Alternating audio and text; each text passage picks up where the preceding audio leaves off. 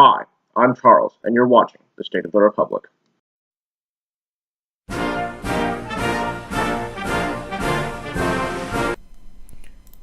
We begin this week in Iraq, cradle of civilization, and lies about WMDs. Iraq looks to be spiraling into a possible civil war between the central government and Kurdish forces. Last Sunday saw clashes between forces from the Iraqi Kurdish government and Kurdish militias in and around the city of Kirkuk.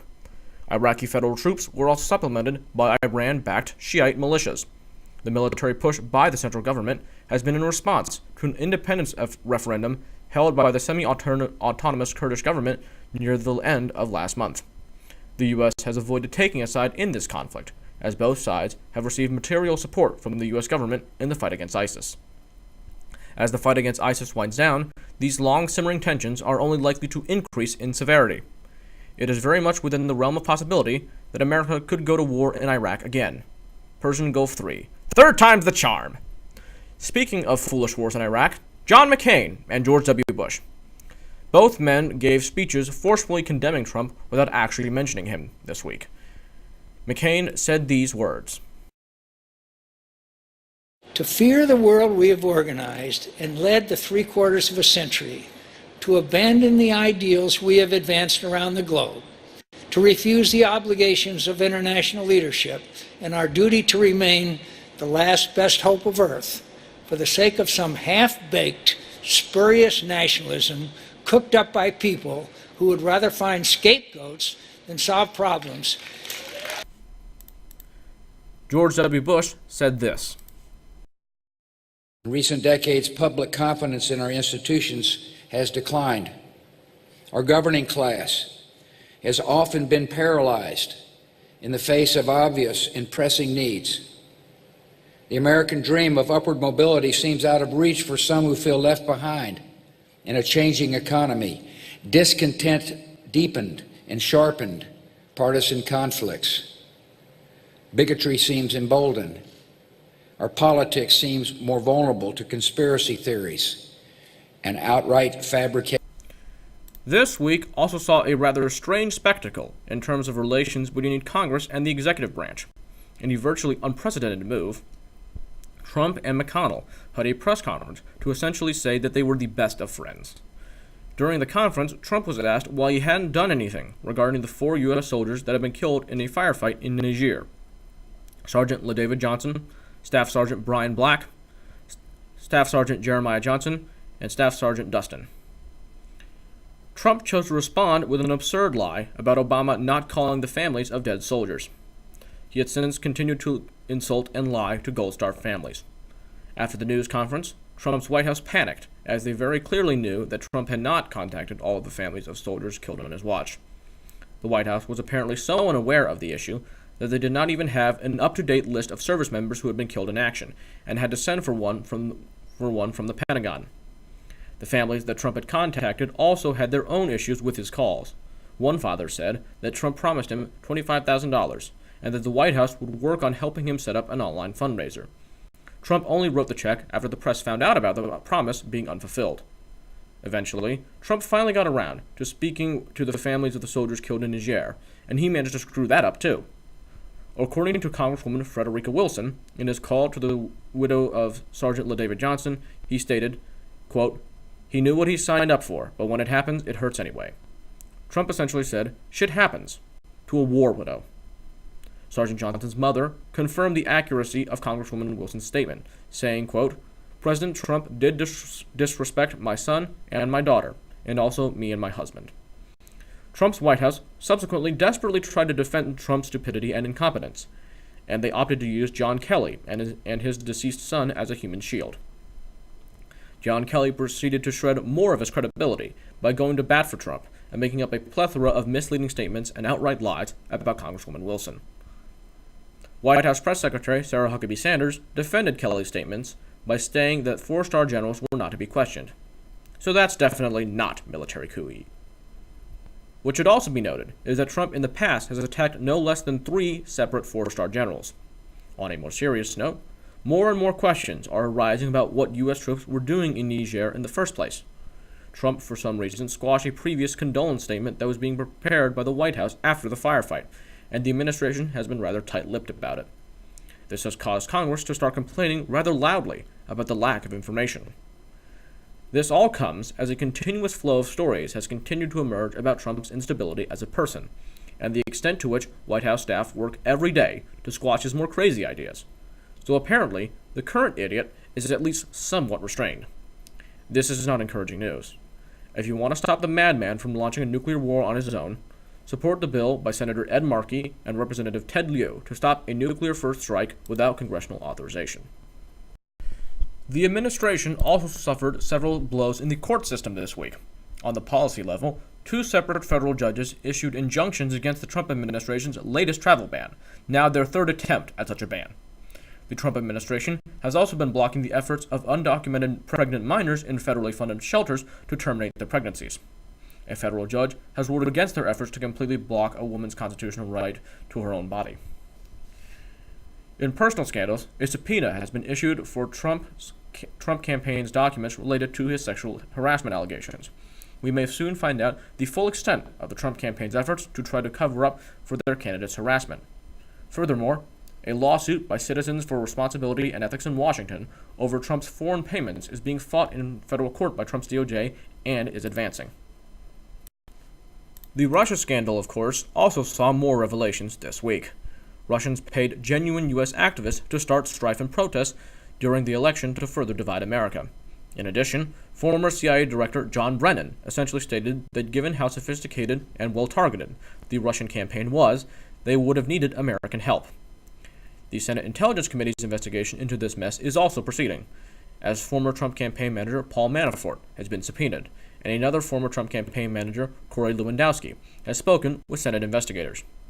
Attorney General Sessions has also testified on Wednesday and spent his time either forgetting, lying, obfuscating, or refusing to answer the questions from the Democratic members. Meanwhile, Mueller also interviewed former White House Press Secretary Sean Spicer.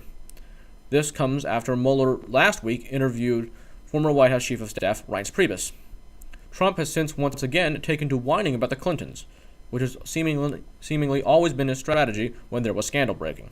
On top of all that, Trump is trying to obstruct justice again, unprecedentedly arranging personal meetings with possible nominees for the U.S. Attorney for the Southern District of New York, and also a previous meeting with the U.S. Attorney for D.C. before they were confirmed.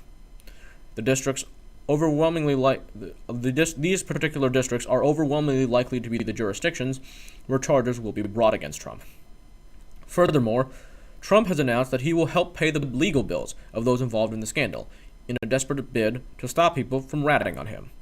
Mueller is going to strangle Trump's presidency, and he knows it, which is why he's desperately trying to fight it off. Meanwhile, on Capitol Hill, Republican Senator Lamar Alexander and Democratic Senator Patty Murray introduced a bipartisan patch to the ACA that would guarantee subsidy payments that the Trump administration has tried to eliminate and contain some changes to the original bill.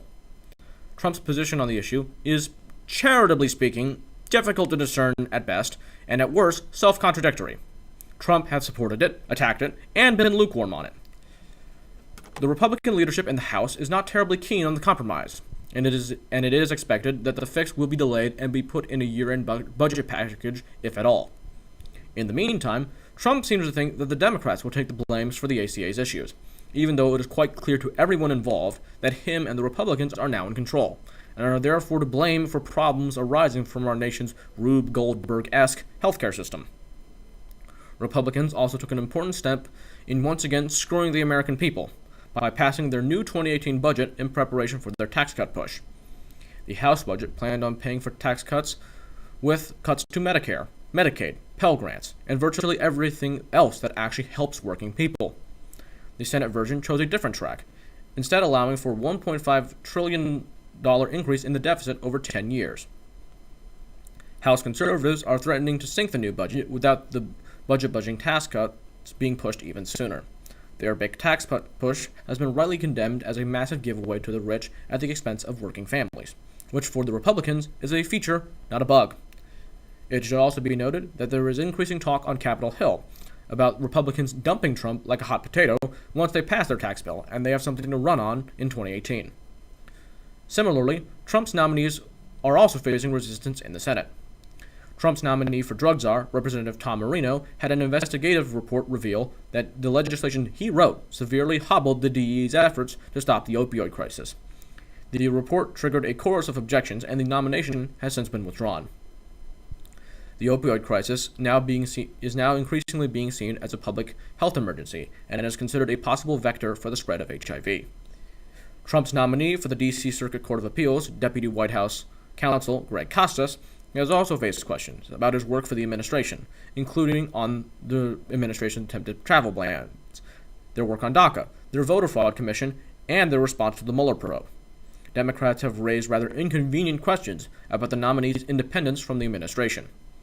The Senate also chose to approve Callista Gingrich's nomination to be ambassador to the Vatican this week. Keeping with that record, our next ambassador to Saudi Arabia will be a female pig farmer. It should be noted that several of Trump's nominees are showing up to their nominated positions without being confirmed, a violation of federal law.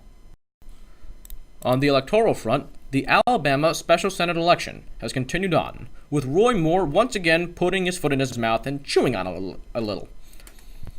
Moore claimed that it was the law that people had to stand during the national anthem, even though that very clearly is not the law. Moore's corrupt charity also was reported to have received a $1,000 donation from a Nazi group. Though, to be fair, Roy Moore's mind is, charitably speaking, stuck in the Reconstruction era, so that makes sense. In another controversy, Moore also managed to gain a considerable amount of social media followers this week, with one common thing among them. They were all Russian accounts.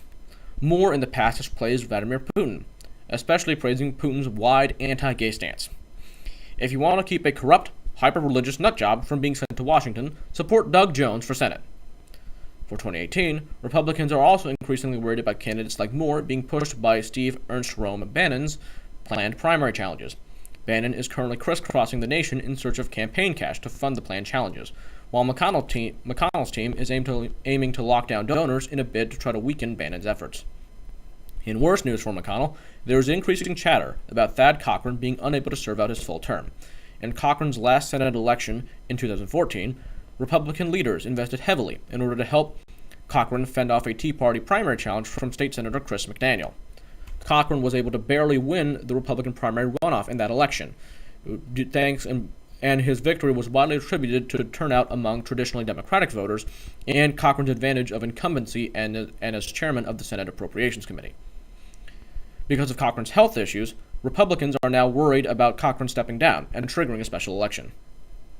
Cochran has since been increasingly forgetful since he's been back in the Senate, voting incorrectly, repeating questions, and wandering sometimes. McDaniel was already mulling a primary challenge against Senator Roger Wicker in 2018. And in a new special election not against a powerful and entrenched incumbent, McDaniel would probably win. McDaniel has made overtures to Bannon, and McConnell is very keen on keeping him away from the Senate. These shifts come in addition to increased retirements from Congress and a lack of enthusiasm from the Republican base. On the Democratic side, Senator Dianne Feinstein has garnered a serious primary challenger on her left in her 2018 re-election bid. Feinstein has always been regarded as probably being the most conservative Democrat from a deep blue state, having voted for things like the Bush tax cuts, the Patriot Act, the AUMF for Iraq, etc. The progressive president of the California State Senate, Kevin DeLeon, has announced that he will challenge Feinstein. DeLeon has been a strong backer of universal health care, efforts to fight climate change, and protecting undocumented immigrants. The DNC this week also adopted a resolution banning donations from corporations whose business conflicts with the party platform. Things are moving in the right direction within the Democratic Party. This week also saw white supremacist asshole Richard Spencer attempt to have his own Nuremberg rally at the University of Florida, and his reception was not warm. The more dangerous result from that ignorant hate-monger was the fact that 3 of his supporters shot at people protesting. Fortunately, they have been identified and arrested. This sort of right-wing terrorism is becoming an increasingly prevalent problem and must be addressed forcefully. Thank you for watching the program. Be sure to like, comment, and subscribe for more interesting content.